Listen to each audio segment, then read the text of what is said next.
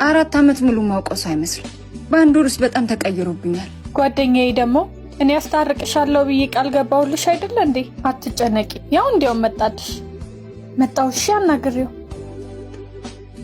ለምን ሰፈር ይዘሽብኝ መጣሽ? በቃ አታስባንን። አስታርቅሻለሁ ብዬ ነው ይዣት የመጣሁት። አንቺን በኋላ አላገኘሽም? መጠበቅ አቅቶኝ አይደል እንዴ ናፍቀኸኝ የመጣሁት? ወይስ ስለመጣው ደስ አላለህም? እሺ አሁን አትነዛነሺ። እውነትህን ነው? እንደሷ የኔን ፍቅር አለቀብህ መሰለኝ። የኔ ቆንጆ የኔና አንቺን ነገር አመረርሽው እንዴ? ድሮም አንቺ ለጓደኛሽ አለሽ ለኔ ትሆኛለሽ ብዬ አልመረጥኩሽ። ባይ